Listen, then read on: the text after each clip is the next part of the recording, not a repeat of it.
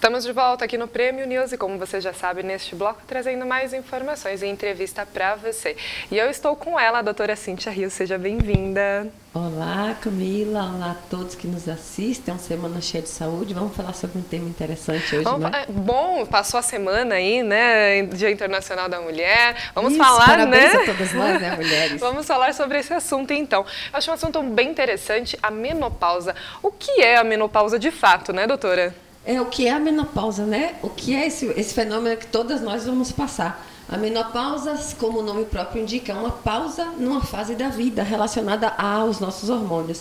Então, todas nós vamos passar por isso, só que a menopausa marca a última menstruação. Na verdade, esse período inteiro chama-se climatério. E ele começa muito antes da última menstruação. E é o período que a gente precisa estar preparada, porque a partir daí consequências virão e a gente tem que estar preparado para estar da melhor forma possível, né? Com certeza. Então, isso é a menopausa, é a última menstruação. O período inteiro chama-se climatério, que é quando começam as alterações hormonais que vão culminar com a menopausa. Bom, essa última menstruação, né? Menstruação. Como que ela funciona no organismo da mulher? Ela vem com um processo? Qual é o tempo, mais ou menos, para chegar, né, esse período? Muito interessante, porque a menopausa, a última menstruação, ela vem em média 3, 4 anos antes, começa o período. E ela é um período progressivo, né? É diferente do homem. No homem se chama andropausa.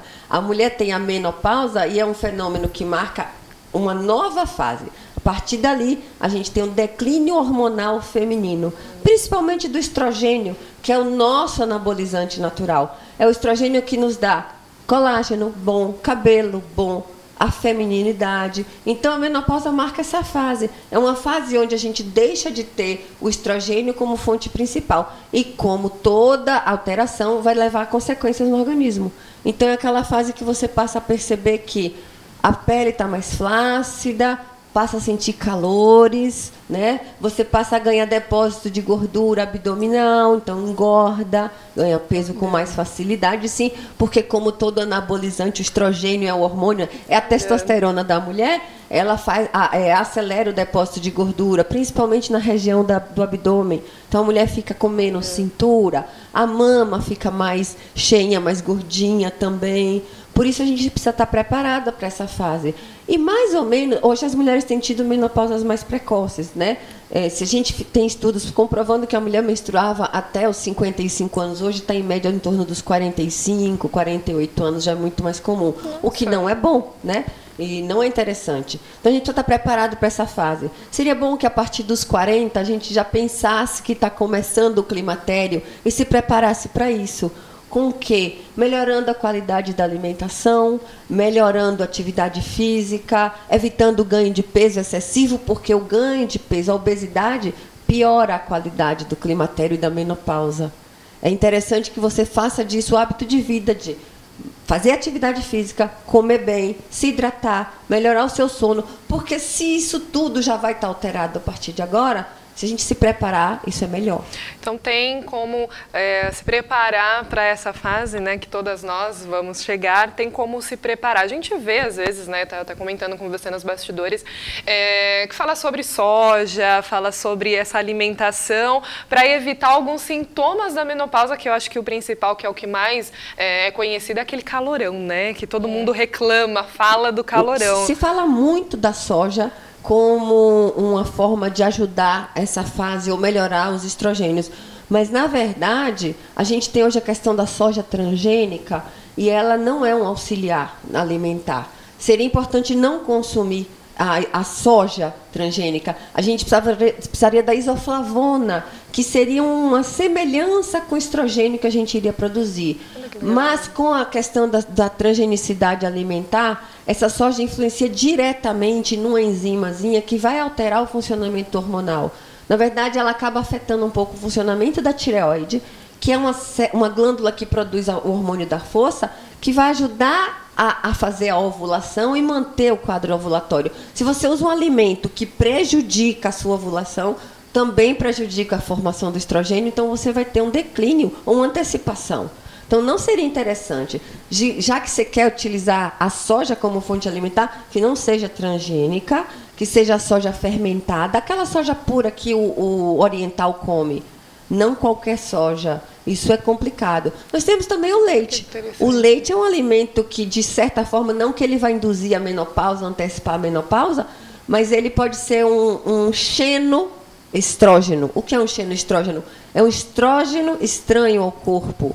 Ele acaba ocupando a célula como se fosse estrogênio, mas ele não tem a ação do estrogênio. Então, a gente fica com a célula ocupada, mas não eficaz.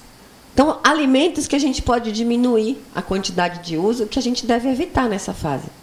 E quais são alguns mais, né, sintomas da menopausa? Além do cabelo, ali, perde-se o brilho mesmo ali, né, a hidratação, sim, né? Sim, você começa a perder essa... Perde-se, sim. Você tem ressecamento como um todo, você tem ressecamento de pele, você tem uma aceleração do envelhecimento por má produção do colágeno, você tem a pele mais flácida também pelo mesmo motivo, você tem queda de cabelo, né, associada, ganho de peso, alteração da libido, do humor.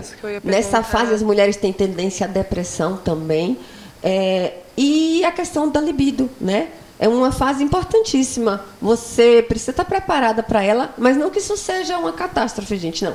Vai acontecer, mas não precisa ser com toda essa intensidade, só depende do seu estilo de vida. Se você auxiliar, tratar, comer bem, ela vai passar como outra qualquer. E você consegue amenizar os sintomas. E as consequências, né? A gente pode ter aí uma perda óssea importante, a osteoporose é um fator. E é importante, a partir da menopausa, as mulheres se igualam aos homens nas estatísticas de alterações cardiovasculares.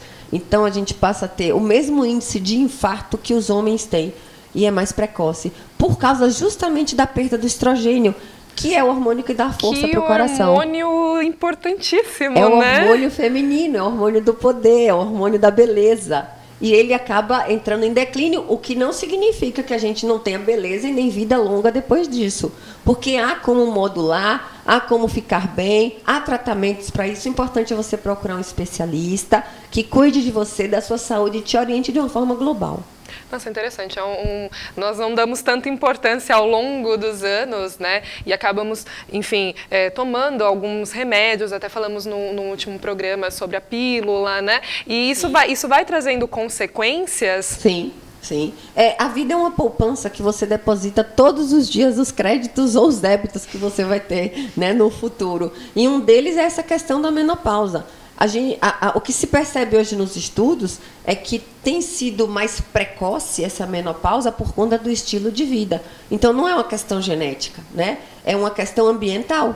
É o que você faz que influencia no seu corpo para que ele acelere esse processo de envelhecimento, antecipe essa fase. Não é interessante que uma mulher de 40 anos, 38, tenha menopausa de forma alguma, porque isso vai implicar em alterações fisiológicas que não seriam nem fisiológicas aos 40 anos de idade, seriam fisiológicas aos 60. Então, é importante procurar saber se você está no climatério, se você está próximo da menopausa e, se assim estiver, como cuidar para passar melhor por essa fase. Porque há como retardar, há como melhorar e há como passar ileso. Porque Deus é sábio, né? Ele não ia criar e nem fazer uma coisa que nos prejudicasse.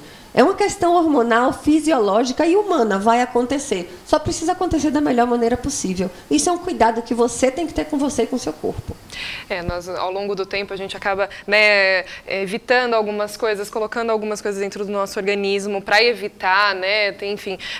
Hoje nós temos alguns métodos, né, que não deixam ter o ciclo normal da mulher, a menstruação, e isso vai acumulando no organismo, vai, né? É a vida e moderna. Antecipa essa menopausa. É a vida moderna. A gente conversou isso no nosso último programa, falando justamente sobre a questão da menstruação, né, dos ciclos da vida. E que a vida cicla. Então, do ponto de vista hormonal, a gente precisa ciclar. E por uma opção da vida moderna, as mulheres pararam de querer menstruar, o que é uma coisa normal, o que precisa acontecer. Eu não estou questionando as escolhas de ninguém e nem levantando bandeiras contra uma coisa ou outra. Ao contrário, é de caráter informativo. A escolha que você faz tem um peso na sua vida. Então, saiba escolher com consciência. Não menstruar pode trazer consequências a curto, médio e longo prazo. Usar pílula é bom e também é ruim, né? Menstruar é bom e é ruim. Então, você precisa pesar o que é melhor na sua vida. E utilizar de qualquer uma dos métodos vai levar alterações na sua menopausa. A menopausa vai chegar. Assim como a menarca. A menarca é a primeira menstruação, a menopausa é a última. Então, são fenômenos que vão acontecer. Cabe a você escolher de que forma você quer passar por eles e quando. Porque essa é uma escolha de um hábito que você pode ter consequências boas ou ruins. E próximo a chegar, né, ali na menopausa, o fluxo, as dores, elas começam a ficar menos ou mais intensas, né? Porque a gente percebe que ao longo dos anos você vai tendo um pouco mais de cólica, um pouco menos. O que isso representa próximo à menopausa? Próximo à menopausa você tem uma troca, né? A gente tem a troca, as cólicas diminuem, por conta da contratilidade muscular do útero, que diminui do ponto de vista hormonal e muscular também, né? A gente tem uma perda muscular também de força. Então, você vai trocando algumas dores. Mas a referência a mais dores de cabeça, diminui enxaquecas relacionadas ao ciclo. A TPM é trocada por um quadro maior de depressão. Então, eu estou relacionando sintomas neurológicos com os neurológicos mesmo. Você tem o ganho de peso. Você deixa de ter distensão abdominal, mas ganha gordura abdominal. Você tem perda de força muscular, que ajuda, e a gente já falou sobre a sarcopenia, né, no idoso, então ela começa nessa fase. Então você vai ter outras dores associadas. Mas não é uma obrigação e não é uma lei da natureza ter as dores. É muito importante, gente.